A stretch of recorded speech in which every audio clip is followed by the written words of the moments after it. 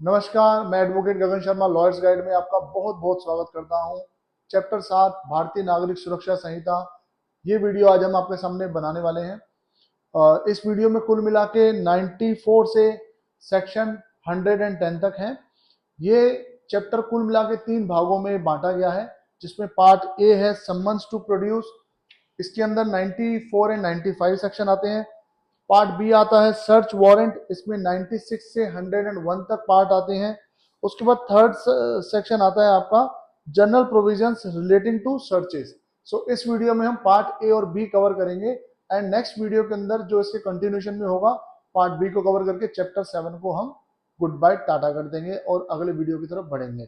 तो शुरू करते हैं भारतीय नागरिक सुरक्षा संहिता चैप्टर 7 पार्ट ए।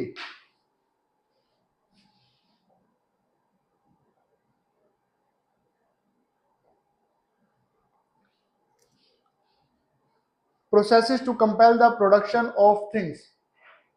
अब तक हमने वारंट्स और समन्स के बारे में पढ़ा। अब हम वो धाराएं पढ़ेंगे जिसके तहत हम उन प्रोसेस को फॉलो करेंगे जिसमें हम कुछ सबूत पेश करने के लिए कंपेल कर सकते हैं। हमारा कानून हमें कहां कहां अधिकार देता है कि हम सबूत मांग सकते हैं। सबसे पहले आता है सेक्शन 94। सेक्शन 94 कहता है समन्स टू प्रोड्यूस डॉक्यूमेंट्स और अदर थिंग्स। हम डॉक्यूमेंट मांग सकते हैं या अन्य कोई वस्तुएं मांग सकते हैं। आजकल आपको पता है इलेक्ट्रॉनिक मीडिया का ज़माना है और सिर्फ दस्तावेज नहीं होते, इलेक्ट्रॉनिक डिवाइसेस भी होती हैं। इलेक्ट्रॉनिक डिवाइसेस के साथ साथ इलेक्ट्रॉनिक मैसेजेस भी होते हैं। ये सब आज की डेट में एविडेंस के तहत, साक्ष्य के तहत आ जाता है। तो पढ़ते हैं 94 को। जब भी किसी कोर्ट को या किसी ऑफिसर इंचार्ज जो पुलिस स्टेशन का ऐसा लगता है कि कोई डॉक्यूमेंट प्रोड्यूस करना, चाहे वो इलेक्ट्रॉनिक कम्युनिकेशन फॉर्म में है, चाहे वो कम्युनिकेशन डिवाइस के रूप में है, और या डिजिटल एविडेंस वो कंटेन करता है, या अन्य कोई आवश्यक चीज जो डिजायरेबल है for the purpose of investigation, inquiry, trial or other proceeding under this Sanhita by or before such court, उस कोर्ट और ऑफिसर के सामने, तो या तो वो कोर्ट जो सच कोर्ट में इशू है सम्मन, वो कोर्ट इशू कर सकता है सम्मन को, और सच ऑफिसर में बाय रिटर्न ऑर्डर, जो तहकीकात कर रहा है व्यक्ति और पुलिस ऑफिसर, वो ऑर्डर दे सकता है, कोर्ट सम्मन दे सकती है कि इधर इन फिजिकल फॉर्म और in electronic form required the person in whose possession और पावर सच डॉक्यूमेंट। या तो फिजिकल फॉर्म में आओ, या फिजिकल फॉर्म में वो बंदा आप पेश हो जिसकी पोजेशन में वो सब वस्तुएं, और पावर सच डॉक्यूमेंट और thing is believed to be to attend और produce it at the time and place stated in the summon or order. सम्मन और ऑर्डर में जहां जहां जो बातें बताई गई हैं उस जगह और उस स्थान पर उस व्यक्ति जिसकी कस्टडी में वो सामान है उसको पेश होने का आदेश दिया जा सकता है सेक्शन 94 के तहत। सबसेक्शन 2 94 का बताता है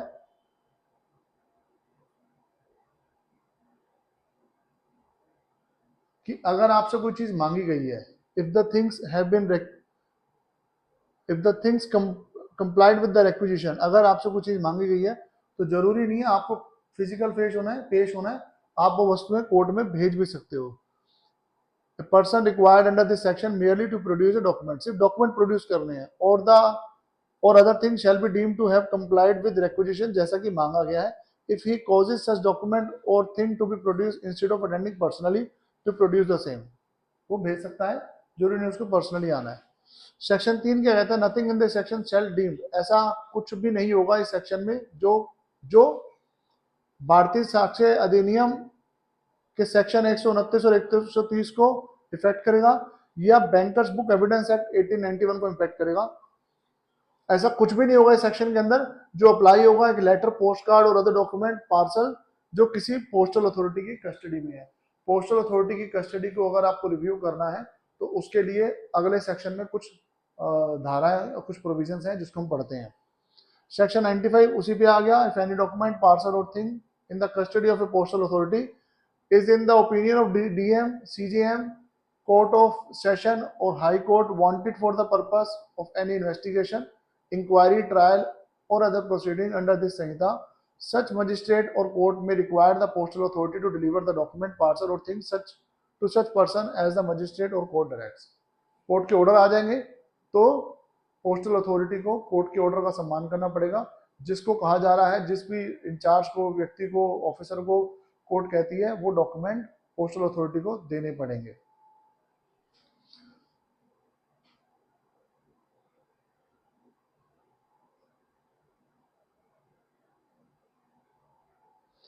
अगर ऐसा कोई डॉक्यूमेंट है, चाहे वो पार्सल या कोई चीज है, किसी मजिस्ट्रेट की other in the opinion of any other magistrate, किसी भी मजिस्ट्रेट की ओपिनियन में के अनुसार, मतानुसार, वेदर एग्जीक्यूटिव हो या जुडिशियल हो, और कमिश्नर ऑफ पुलिस ही क्यों ना हो या डीएसपी क्यों ना हो, wanted for any such purpose, किसी भी कारण से, he may require the postal authority to cause search to be for, अगर वो चाहते हैं पोस्टल अथॉरिटी डॉक्यूमेंट की सर्च करे and to detain such document, और उसको अपने पास डिटेन करे rather than delivering it to the address, कुछ चाहे वो पार्सल है चाहे वो थिंग पेंडिंग है, the order of it DM, CGM और कोर्ट अंडर सबसेक्शन 1। तो जरूरी नहीं कि वो आप कोर्ट में पार्सल प्रोवाइड कराएं, पोस्टल अथॉरिटी को भी उसका चेक करके डिटेन करने के लिए आदेश दिया जा सकता है इन मजिस्ट्रेट्स के द्वारा। यह हमारा पार्ट ए खत्म होता है। पार्ट बी हमारा शुरू होता है। पार्ट ए था हमारा summons to produce, part B हमारा है सर्च वारंट। एक तो प्रक्रिया होगी कि आपने बुलाया कि आप चीजें लेके आओ, दूसरी प्रक्रिया आती है कि आपके पास है और हमें लगता है आप दिखाओगे नहीं तो हम आपकी जगह की तलाशी ले सकते हैं। तो क्या प्रोविजन है हमारे कानून में? सेक्शन 96 कहता है कि अगर किसी कोर्ट को ये रीजन है बिलीव करने का कि जिसको संबंध दिया जा रहा है अंडर सेक्शन 94 जो हमने ऊपर पढ़ा है, और वहां डिमांड की जाएगी अंडर सबसेक्शन 1 जो हमने ऊपर पढ़ी है ऑफ 95 की, has been or might be addressed will not or would not be produced document or thing as required by summons or acquisition, वो प्रोड्यूस नहीं करेगा, और सच डॉक्यूमेंट और thing is not known to the court to be in the position of any person, उन्हें पता ही नहीं court को क्या क्या चीजें वहां निकल सकती हैं। सी सबसेक्शन बताता है the court consider that the purpose of any inquiry, trial or other proceeding under the Sanhita will be served by general search or inspection, और अगर हम जनरल सर्च और जनरल इंस्पेक्शन के द्वारा हम संहिता की जो एक ट्रायल प्रोसीडिंग है उसको सर्व कर सकते हैं, तो कोर्ट क्या करेगा? It may issue search warrant, search warrant को इशू कर देगा। And the person to whom search warrant is directed, जिसके ऊपर वारंट डायरेक्ट किया गया है, मे सर्च और inspect in accordance there with and provision hereinafter content. तो जिस व्यक्ति को सर्च वारंट की अथॉरिटी दी है वो जाके जगह पे जाके सर्च करेगा, ढूंढेगा, तलाशी लेगा। ये सबसेक्शन 1 था। अब subsection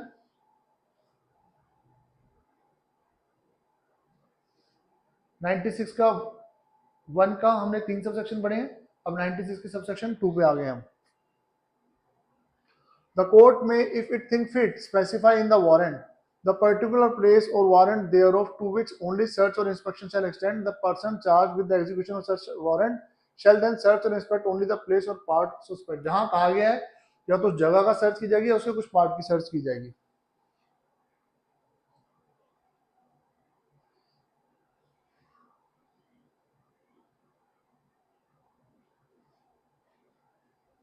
nothing content in this section, ऐसा इस सेक्शन में कुछ भी नहीं है। शैल ऑथोराइज यानी मजिस्ट्रेट, वो किसी मजिस्ट्रेट को ऑथोराइज कर दे। कौन सा मजिस्ट्रेट को ऑथोराइज करेगा?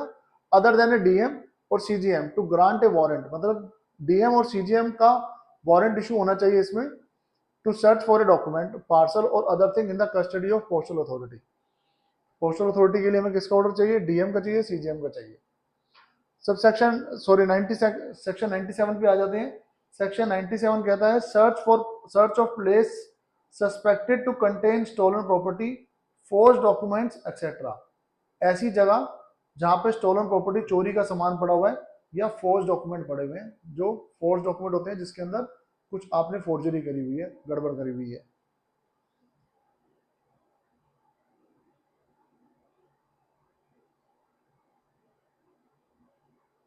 अगर किसी डीएम को, एसडीएम को या मजिस्ट्रेट ऑफ फर्स्ट क्लास को ऐसी कोई इंफॉर्मेशन मिलती है और इंक्वायरी करने के बाद अगर उसको ये जरूरी लगता है कि ये विश्वास किया जा सकता है कि उस जगह पर ऐसा सामान पड़ा है जो चोरी के माल की सेल से, बिक्री से बन पाया गया है, और फॉर द डिपॉजिट, सेल और production of any objectionable article, या तो वहां पे डिपॉजिट है या सेल और production of any objectionable article है, to which this section applies, जिस आर्टिकल के ऊपर सेक्शन अप्लाई होता है और that any such objectionable article is deposited in any place, या कोई भी किसी भी तरीके का ऑब्जेक्शनेबल आर्टिकल किसी भी जगह पे पाया गया, he may by warrant authorise any police officer above the rank of constable. क्या करेगा, डीएम, एसडीएम या मजिस्ट्रेट फर्स्ट क्लास को लगता है कि चोरी का माल यहाँ पे मिलता है या कुछ ऑब्जेक्शनेबल आइटम मिलती है, तो वो ऑथराइज कर देगा पुलिस ऑफिसर को जो रैंक कांस्टेबल से ऊपर का हो। क्या क्या अथॉरिटी देगा उसके अंदर अपने ऑर्डर में, to enter with in such assistance, to enter with such assistance as may be required such place, उस जगह पे घुसे और जो भी असिस्टेंस चाहिए उसके साथ घुसे उस जगह पे। To search the same in the manner specified in the warrant, जिस तरीके से वारंट में स्पेसिफाई किया गया उसको सर्च किया जाए। To take possession of any property और आर्टिकल देयर इन फॉर्म, अपने पोजेशन में उस प्रॉपर्टी को लिया जाए जो भी ऐसे ऑब्जेक्शनेबल आइटम पाई जाती है और हमें लगता है कि वो स्टोलन प्रॉपर्टी है। सारी प्रॉपर्टी, सब सेक्शन डी बताता है, प्रॉपर्टी को कन्वे किया जाए बिफोर द मजिस्ट्रेट, और to guard the same on the spot, on the spot पे उसको गार्ड, उसकी कुछ सुरक्षा की जाए, until the offender is taken before the magistrate, सुरक्षा की जाए जब तक ऑफेंडर को मजिस्ट्रेट के सामने पेश नहीं किया जाता।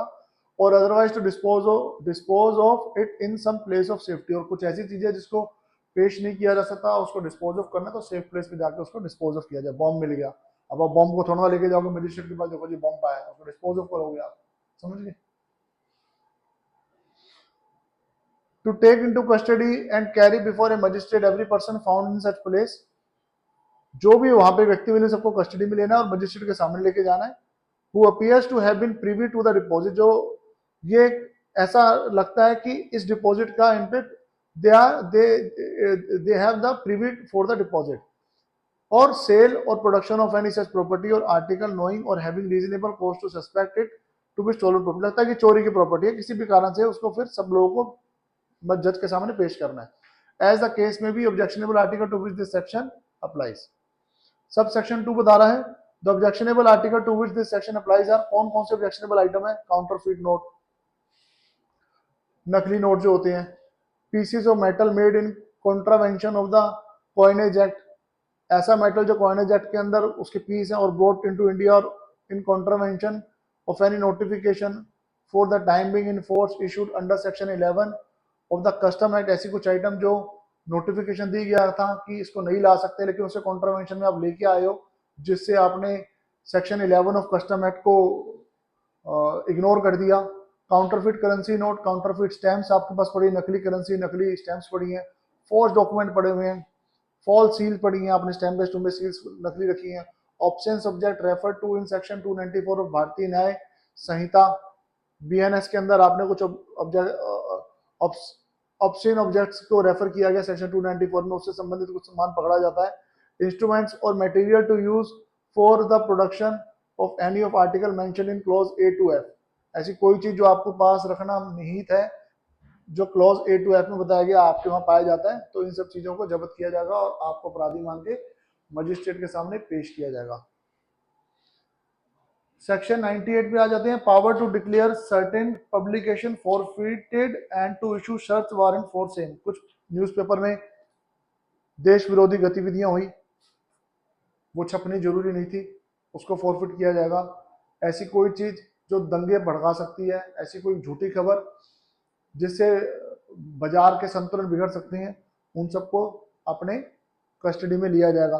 तो क्या बताते हैं, where any newspaper or book or any document wherever printed appears to state government, कोई भी प्रिंटेड छपी हुई चीज स्टेट गवर्नमेंट को लगता है ऐसी कुछ चीज कंटेन करती है पब्लिकेशन में, which is punishable under section 152 और सेक्शन 196 और 197 और 294, 295, 299 और भारतीय न्याय संहिता, इसमें पनिशेबल है। जब हम भारतीय न्याय संहिता पढ़ेंगे तो इन सेक्शंस को हम डिटेल में कवर करेंगे।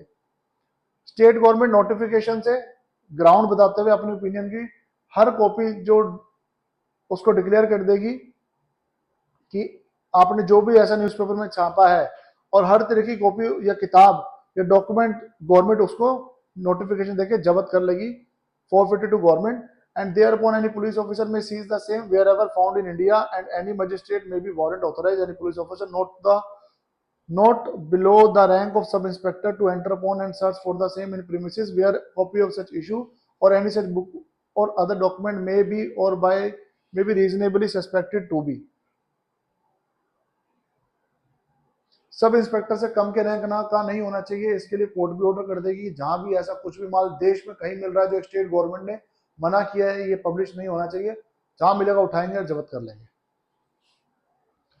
सब सेक्शन 2 बता रहे 98 का, in this section and in section 99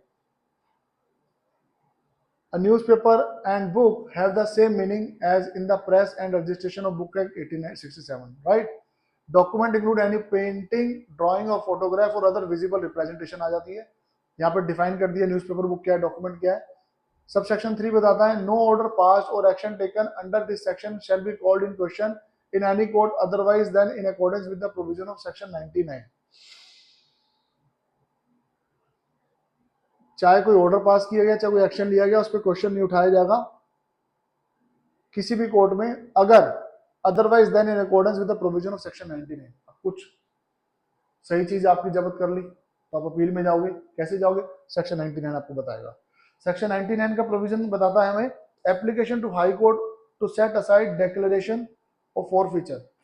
publisher है, उसको लगा जनता तक खबर पहुंचानी जरूरी है, सरकार इसके अंदर राजनीति खेल रही है, वो जानबूझ के हमें खबर नहीं छापने दे रही, हाई कोर्ट जाएगी, आवेदन करेगी, अगर एप्लीकेशन सही होगी तो ऑर्डर मिल जाएगा, स्टे ऑर्डर मिल जाएगा फॉरफीचर पे, नहीं होगी तो स्टे लगा रहेगा उस पर कि जैसा चल रहा है वैसा चलने दिया जाए।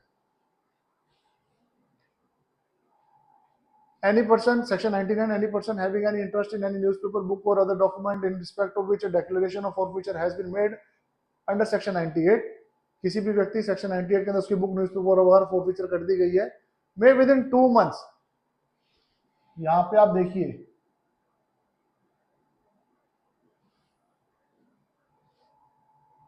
From the date of publication,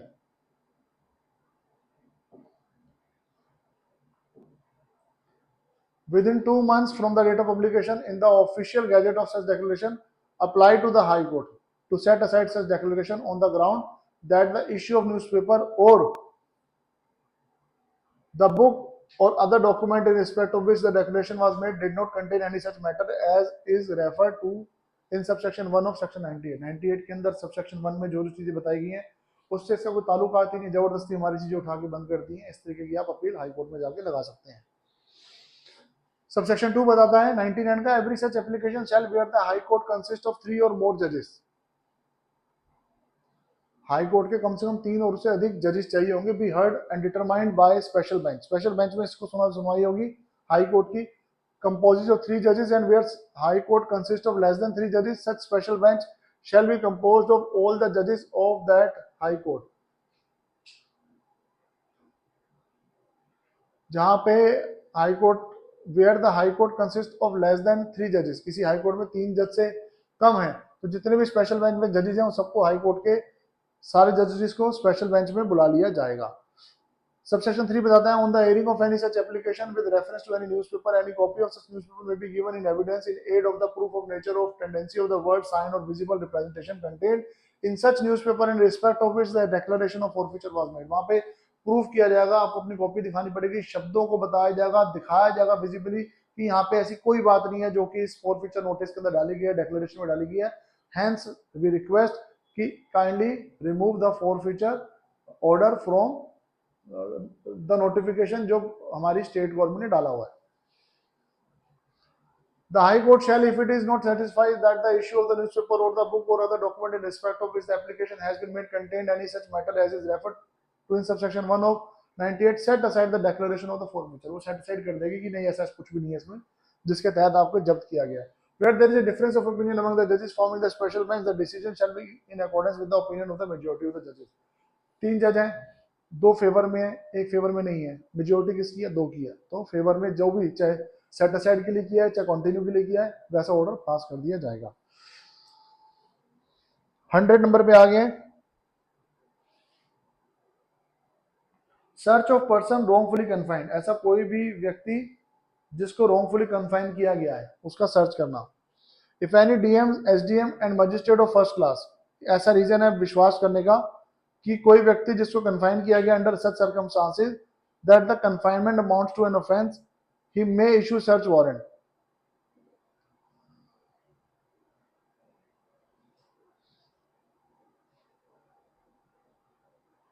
confine किया गया अंडर सच सर्कमस्टांसेस, इस परिस्थितियों में उसको अरेस्ट किया गया, कन्फाइन किया गया, अपनी हिरासत में लिया गया, that the confinement amounts to an offence, जो कन्फाइनमेंट है वो एक ऑफेंस है। He may issue a search warrant and the person to whom such warrant is directed may search for the person so confined, उस व्यक्ति को warrant के एक वारंट इशू किया जाएगा एंड जिसके नाम पे वारंट इशू किया गया उसको डायरेक्ट किया जाएगा कि उस व्यक्ति को सर्च करें जिसको कन्फाइन किया गया है, and such search shall be made in accordance there with and the person if found shall be immediately taken before magistrate who shall make such order as in the circumstances of the case seems proper. जैसी भी अवस्था होगी, जैसे उसकी तलाशी के बाद व्यक्ति का पता चलेगा, वैसा मजिस्ट्रेट डिसीजन ले लेगा।